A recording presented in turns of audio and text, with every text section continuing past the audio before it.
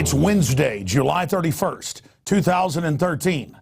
I'm Alex Jones. Get ready for another edition of Infowars Nightly News. Straight ahead. Tonight, TSA corruption soaring. Now Social Security is hiring COINTEL ops. Then, warrantless data collection now legal. And Alex sits down with the director from American Drone, the second place winner from the Paul Revere contest. All that and more on the Infowars Nightly News.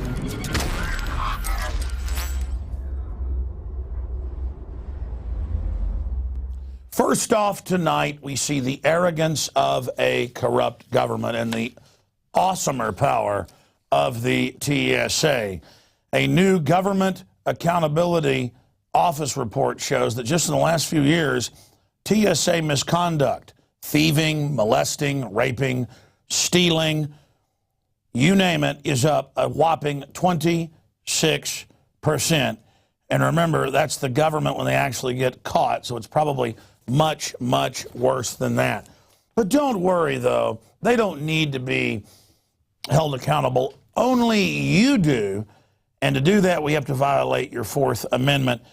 That's right. The Social Security Administration is now hiring for counterintelligence operations to join the Department of Defense and other government agencies in spying on, surveilling, and running basically counterinsurgent operations against the American people. Absolutely outrageous. And that ties into the Fourth Amendment violation I was just talking about. Here's the New York Times. They're very, very proud of what they're doing.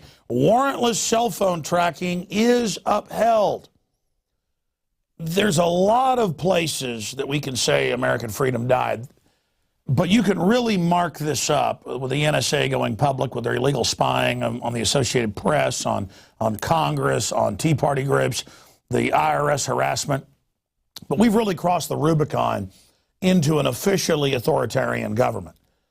And to have them say, yeah, we can track all your cell phones, your cell phone records, where you go, what you do, without warrants, that is just outrageous. But they've got face scanning cameras, license plate reading cameras. The truth is this is part of their control grid. So these corrupt courts have to certify this.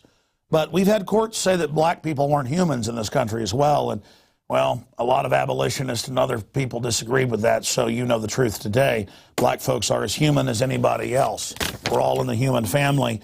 And we either stand together against this tyranny or we will all be hopelessly enslaved. But I just have trouble, even though I knew all this was coming, seeing it now unfold. It's just surreal. It's surreal, and we've got to continue to speak out against this. This is the coming out of tyranny. Here's another Guardian article.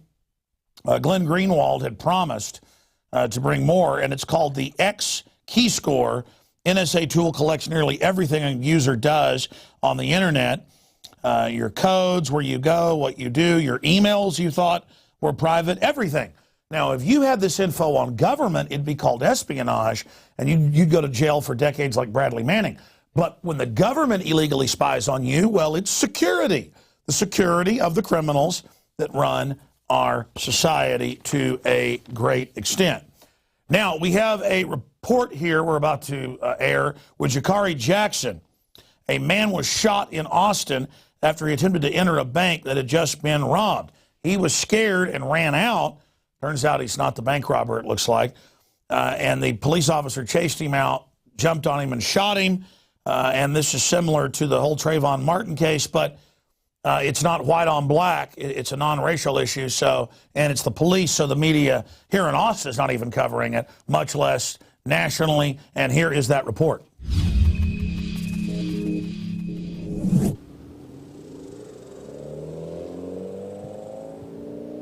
We're here at the Benchmark Bank. You just saw moments ago, we stepped out of our vehicle, which is across the street where my cameraman Josh is. We came across the street to the Benchmark Bank. We were immediately approached by an officer. He said, "Sir, what are you doing here?" I said, "I'm just here to speak to the bank manager." He said, "Well, they prefer that you call before you come." Well, I said, "Well, I'm not looking for a problem, officer. Can you go get the bank manager for me?" The officer agreed, so that's what we're doing now. So you saw just moments ago, we were approached by both an officer and a representative of the Benchmark Bank. Now, the reason why we're here is because last Friday, a gentleman tried to enter the bank after the bank had been robbed. Obviously, the gentleman did not know this. Keep in mind, the gentleman who came to the bank after it had been robbed did not match the description of the suspect at all. The gentleman presented identification to the bank. Then an officer approached the man. The man did not want to talk to the officer, decided to walk away from the situation. That walk turned into a run. A foot chase ensued. The officer eventually caught up to the man at a nearby park. There was an alleged struggle, and somehow or another, the man ended up with a bullet in the back of his neck. First of all, do you think it was the appropriate response of your officer to chase the man? Yes, the police department does have a pursuit policy, a foot pursuit policy that dictates when our officers can be engaged. The foot chase ended under the Shoal Creek Bridge over off of 34th Street, and their struggle ensued under that bridge. During the foot pursuit, Detective Kleiner did enlist the aid of a motorist to help him catch back up to Mr. Jackson. Do you know at what point the officer removed his holster? Was it knocked out? Did he pull it out? Do you know exactly what happened? That's still part of the ongoing investigation. But as far as striking an unarmed man in the back of the neck, do you think that's justified? I can't speculate on that. Is the officer involved still in active duty? Yes, the officer, per our standard policy, is on restricted duty with pay. Now, it's my understanding that the gentleman has some type of false identification. Can you specify what that is?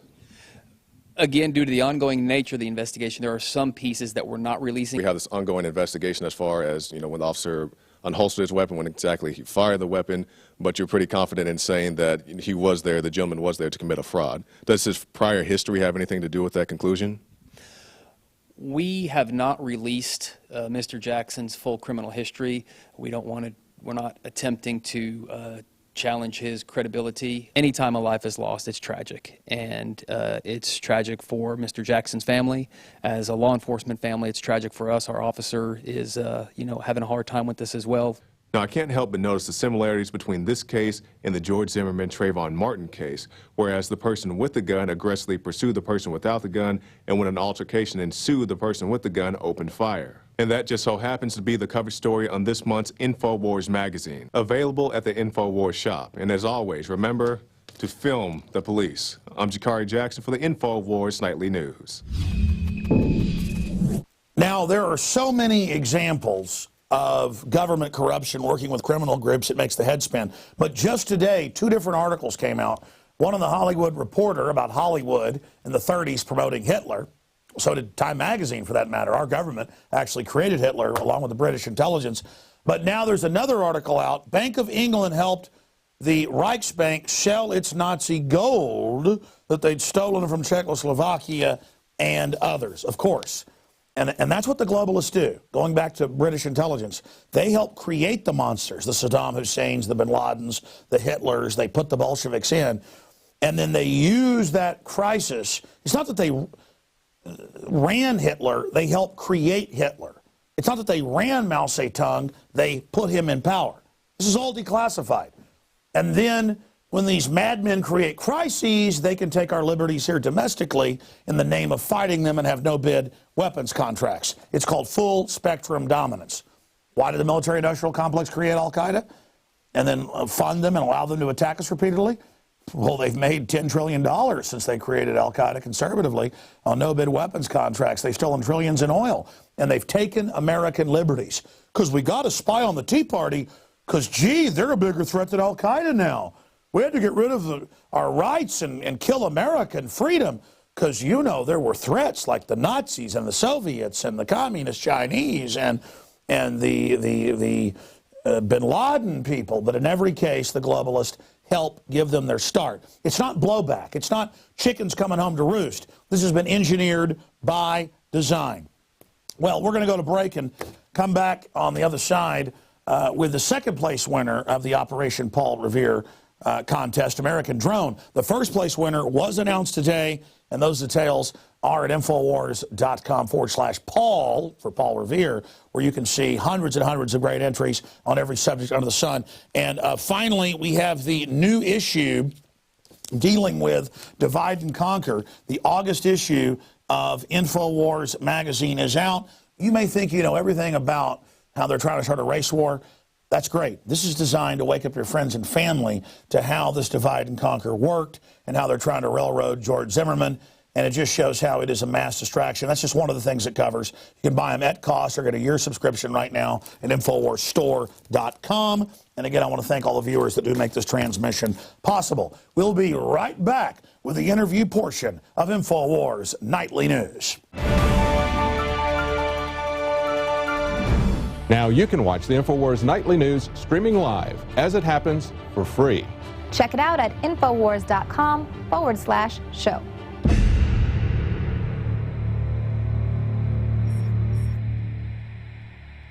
Introducing Pro One. All of your filtration in one system, portable, on the go. No more do you have 2 or 3 filters to just reduce sodium fluoride. You have a system that cuts out the sodium fluoride and up to 95% of hydrofluorosilicic acid. Advanced manufacturing technology combines silver-impregnated white ceramic with new Aquamedics advanced media for removal of fluoride and other heavy metals, all in one filter element. It is the only one that does it, and out of the gates, we have it discounted at 10% off with promo code WATER. This is the only system that in one unit helps reduce or remove pesticides, herbicides, chloramines, ammonia, and chlorine, hydrofluorosilicic acid, the most common form of fluoride not covered by other fluoride filter brands, and sodium hexafluorosilicate. Get your Pro Pure with the new Pro One filter today at InfoWarsStore.com or by calling 888-253-3139. Well, it is the big day, July 31st, 2013. And on the radio show, we announced the winner of the Paul Revere contest, the makers of Purge. And we're going to be getting them on the radio show and nightly news in the next week or so. That's a $100,000 prize to stimulate liberty-minded films and to see basically what was produced out of it and to try to create a community of liberty-loving filmmakers. And we have been able to do that. It's been very, very successful. But we have Johan de Toit, who is a filmmaker. I went to film school and has made a lot of amazing films, on with us to talk about his second place winning film that a lot of people thought should have been first place. I mean, it came down to splitting hairs. American Drone, that you can see in full, in high def at Infowars.com/Paul for Paul Revere. And so he is the second place winner for 10,000 Federal Reserve notes, known to the public as dollars. And I tell you, I think American Drone is amazing. Even more powerful, in my view, is The Futurist. And he has one of the same actors in both. And I'm really amazed with his casting, the quality, all of it. And I hope to be able to work with him with Infowars Films in the future, because that's one big reason we had this contest, was to also find out who can make a powerful film in 2 months, so that we can make films in 6 months that are full length, documentary, fiction. I'm open to everything to try to take every dime coming in here and put it towards film, because in our own analysis we found film, out of everything we've done here over the years, is probably the most effective overall bang for your buck to get people thinking. So we're attempting to really up our game here and work with other people like Johan de Toit, who's originally from South Africa and has been living up in Toronto since he was 5 years old, and he joins us now via Skype. Thank you for coming on, sir, and congratulations. What did you think overall of the contest itself? And then tell us about your political awakening and how you made these amazing documentaries, or not documentaries, but they look so real, they're like documentaries. Hey, Alex, how's it going? No, you know what? The contest has been such an amazing opportunity. You know, when it's funny, you know, when you talk about American Drone, I got the idea for that movie actually like a week before you announced the contest. And of course, you know, when I heard that you announced the contest, I was like, well, I have to make this film now. There's no reason not to. And it was just such a great opportunity just to get back into the into filmmaking, which is what I love. And you know, it's been such a great experience, and it's been really awesome to see all the other entries out there. You know, it's just amazing to see that you're not alone in this fight. You know, that there's so many people out there with talent that are putting it to good use. And no, it's just been overall a great experience. One issue is that so many people have contacted us about your film, saying that's exactly what the drone trailers look like. How did you do that?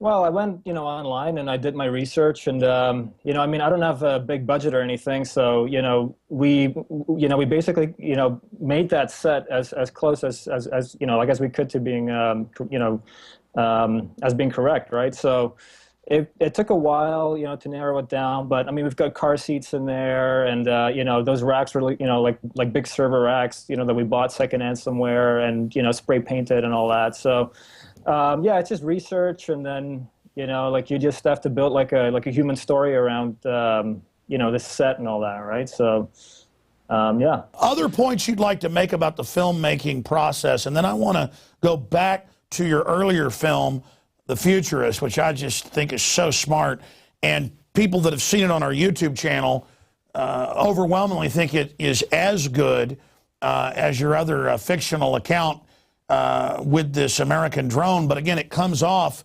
so real. It's just very well done. Oh, thank you very much. Yeah, no, I want to make these movies, since since my political awakening, I guess you could say, right? Because I've been wanting to make movies for a long time, and when I found out about you and the show and your website and everything, and I was just taking in all this information, I thought, this is such great content to make movies about. So that's why last year I made The Futurist. I just wanted to get this. I just want to get this kind of content out there, right? So, yeah, no. As far as the filmmaking process, I mean, it's not easy to make a film, and I'm sure all the other contestants know that, right? So it's just really hard to make a movie, and 3 months is a very short time, and there's been some amazing entries that we're able to actually finish a movie in 3 months. So many movies that people start making never get finished, right? So sure. What were some of your favorites of the 600 plus? I don't know how many you had a chance to watch. It was a labor of love. It was great to be able to see it, but it was also grueling for us to go through all the entries, and very thought-provoking. It also gave us a lot of great ideas. Yeah. But what are some of your favorite films from the Paul Revere contest? Well, I mean, obviously, the first place winner, The Purge, was just a great story. There's really good content, and they, it's a real issue that they were able to, it's a story that they were able to tell in a short amount of time, and it was very impactful. I mean, some other ones that were really great were things like Beta Test, and what's the one called? I think it's called Clandestine. Yes, Clandestine's excellent. Yeah, some really good special A Dream effects Revered. I like Great the one where they waterboard Piers Morgan and others with bong water. There's a lot of good comedy. That's right. I think Michael Moore responded to that, if I'm not mistaken. Oh yeah, it showed up in the Sacramento Bee and then went syndicated in the AP. And Michael Moore had it shut down when it had 600,000 views. What a nice guy. Yeah, yeah. And it's obviously a comedy where they're waterboarding a fat guy with bong water. I mean, yeah, it's funny.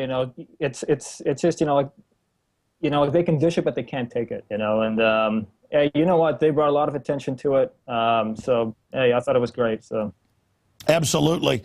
What else are you working on? Give us some ideas on other ideas you have for the future. Well, I've got a few things that I've got written already that I just haven't gotten around to yet. A couple of shorts, working on some features as well. Because eventually I want to get into just making feature lengths movies that actually, that you can see in theaters, right? So a lot of ideas. I don't want to, I don't want to reveal too much at this point, but there's, I got some really interesting ideas. We're going to see more from you. We're going to be following you. Tell me about the actors that are in your films, because they look just like the drone pilots I've seen on television. I mean, really the casting. But I noticed one guy is in both the films. Mm-hmm. He's kind of the star of both. Tell us his name and about that fella. Well, his name is James McDougall. This guy is amazing. He's a force of nature, this guy. And actually, last year when I made The Futurist, I didn't really know, like any actors that, were, like into your website and, and that kind of content. But I just thought, whatever, I'm just going to make the movie. I held a casting call, I had an audition, and that's where I met James. And he actually just gained, the role because he was the best actor for the job.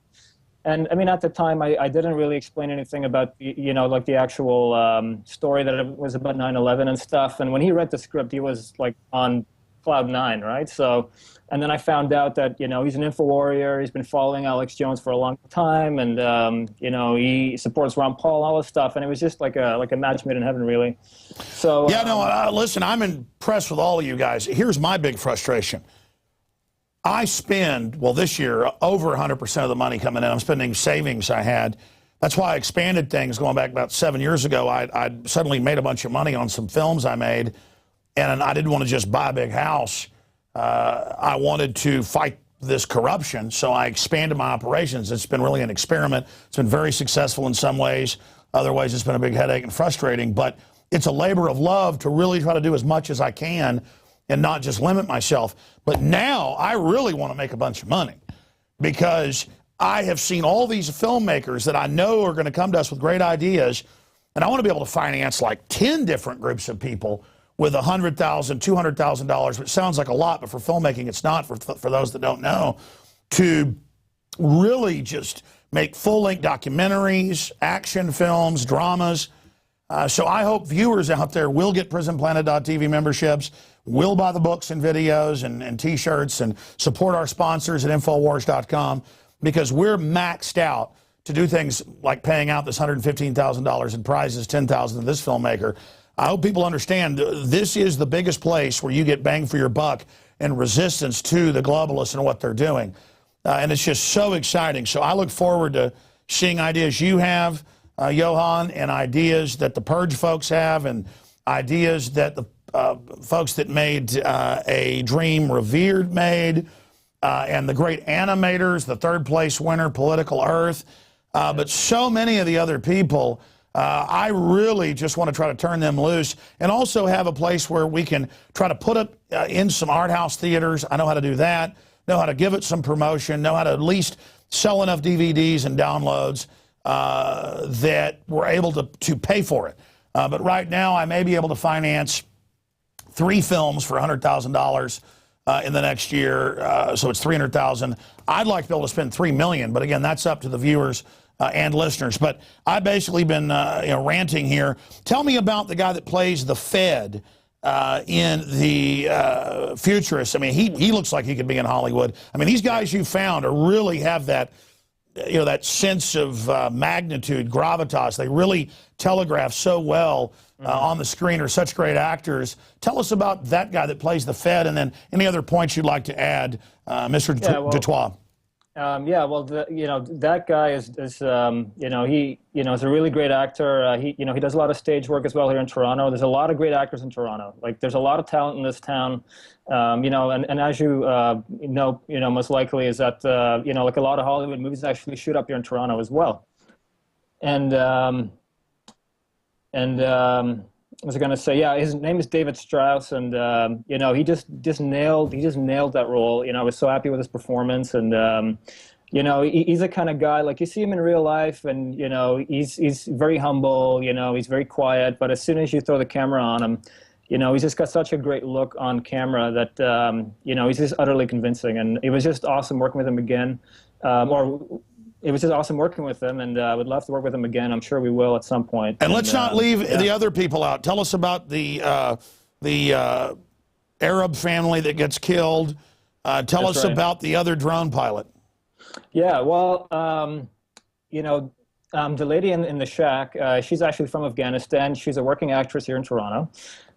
She just really wanted to do, this movie because, she knows what's going on in her home country with these, these drone attacks. With Skynet killing innocent people every day. Absolutely, right. So she really wanted to do it, and she, she knows Pashto, and that's what she's yelling in the shed. It's the actual language.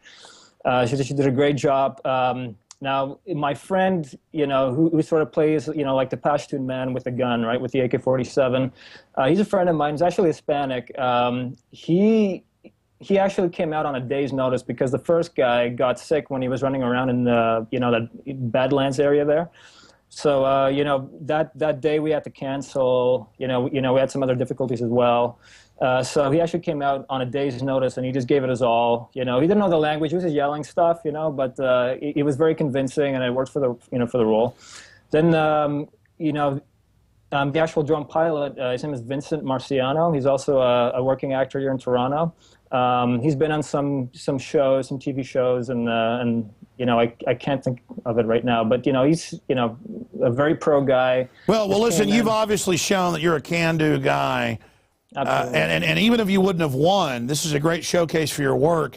And that's what we're trying to do here is give people the limited platform we have in the saturated media system to try to really be a launch pad. And who knows what's going to come out of this. Just briefly, you're winning $10,000. They'll take like $3,000 in taxes. Will that pay for the budget of the film? Yeah, it'll pay for most of it. I mean, you know, like a lot of the cast and crew works for free, and some of them got like really reduced rates. You know what I mean? Well, see, I wish I could have a prize big enough to actually pay for what you did. I don't think people realize how much this stuff costs. Yeah, well, listen. No, it was great. You know, it was great. And, you know, there's not many contests out there that even have a $10,000 first prize. So this is great. Absolutely. I just want to empower people that love liberty. It's a communication. It's a communion. It's a brotherhood, a kinsmanship, a human connection. And Johan, we commend you. Any websites you'd like to give out or any contact info in closing? Well, you can see some of my stuff on my site. It's www.ultraspecfilms.com. You can follow me on Twitter at Johan A. Dutoit.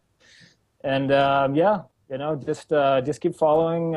You know, I'm going to be doing some stuff in the future, obviously. This is what I'm going to be doing full time, and I'm very excited for what the future holds. Well, Johan, I bet you're glad you entered then. Absolutely. No, this has been a great experience, and thank you so much for holding this contest. No, thank you. And I want to thank you for taking that big step and putting out some great informative art, and we're very impressed with you, and I wish I could make something that good. God bless you. Good to talk to you. You too. God bless you too. Thanks. All right, folks. There goes Johan Dutoit.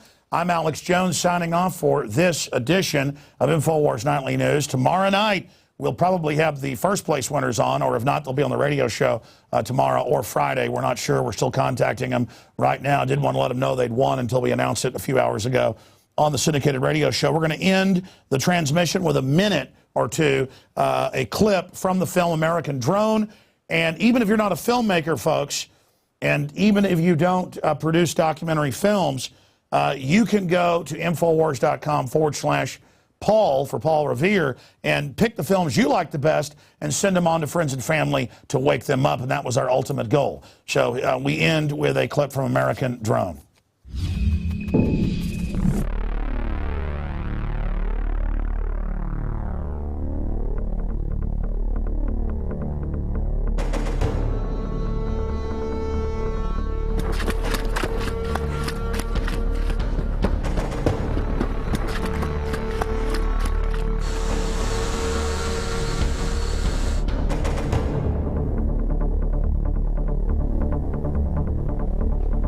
Heading for the shed?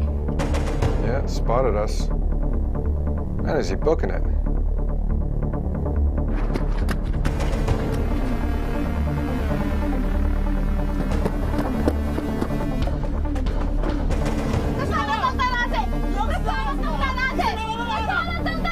Target's in the shed. Permission to prosecute. Negative. Circle the compound and stand by. Did we get a PID on the target? That's what we're working on. Stand by. Copy.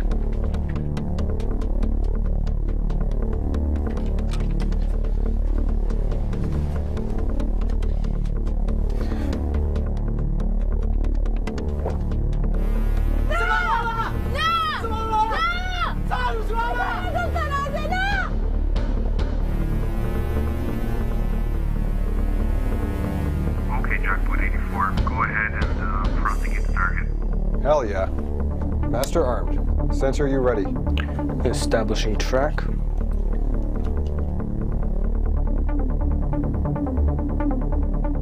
Track established. Copy. Launching Hellfire. 3, 2, 1. Rifle.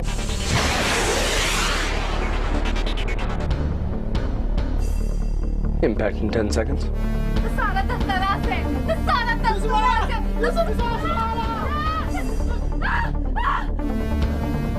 Whoa, whoa. What's that? Was that a kid? I guess we just killed a kid. Ground Command, did you see this? Ground Command, did you see? Roger that, Major. We did. Playback confirms it was a goat. I repeat, it was a goat. Jackpot 84, you just eliminated a high-value individual. Good work, gentlemen, and congratulations.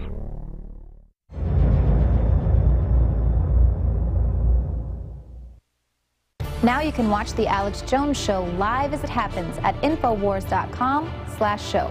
You'll find links to all of our content there and a free 15-day trial for Prison Planet TV. More than 60 movies and documentaries all in one place at Infowars.com/show.